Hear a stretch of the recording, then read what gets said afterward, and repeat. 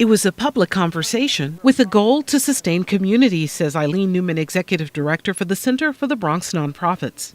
I didn't know Jaime at that point. There were a lot of people I didn't know. And I said, well, we'd have to have people from across all sectors. I wanted community members. I wanted activists. I wanted people from the police. And this panel discussion is the outcome. New York City Councilperson Vanessa Gibson, Bronx NYPD Sergeant Mac Fagenbaum, and Save Our Streets Program Manager Jaime Rivera were among those that accepted the invitation to talk about gun violence, poverty, crime, education, and more. It's good to know that college and education is a part of that conversation, because the things that happen in the communities are based on marginalization, a lack of, a fear of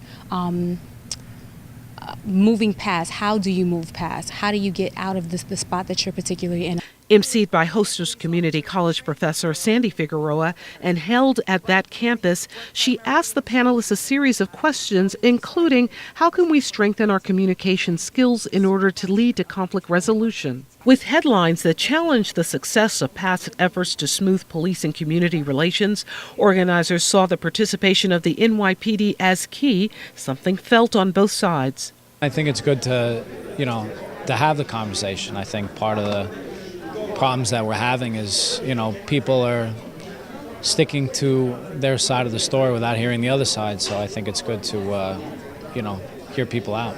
With New York City's elderly population at a little over 1.4 million, representing 17.2% of the overall population and growing according to the 2010 census, more needs to be done to ensure services are provided. This is also true for young people. What's more important, what comes out of this conversation? If we're able to then bring back and see results, bring other people in, different stakeholders, especially a lot of young people, the ones that are really out there, that are impacted, either because they're creating the harm or being the ones, the victims of harm, then they will start seeing more results. And for me, that's more important.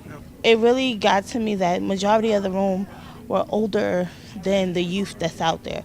So they needed to hear the voices that were dealing in the times of everything, because they fought their fight. It's our time to fight. City Councilperson Gibson agrees that providing young people with clear pathways through education and into their careers can make a difference. For me, it's important to be a part of these dialogues because I want to make sure that residents understand what we're doing at the City Council around anti-gun violence, around cure violence, around, DOHMH, around mental health and Thrive NYC, investing in mental health, investing in after school and computer science and education so that young people are not living in failing schools. They're living in temporary shelters every night. So these are the circumstances, the poverty that we talk about. It's hard for a young person to learn if they're hungry. It's hard for them to learn if they're changing schools every year, if they're sitting on a bus for 2 hours to go to school. So these are the things that we have to change. It's important for us to get out of the ivory tower and go into the community, because so many times folks come to us,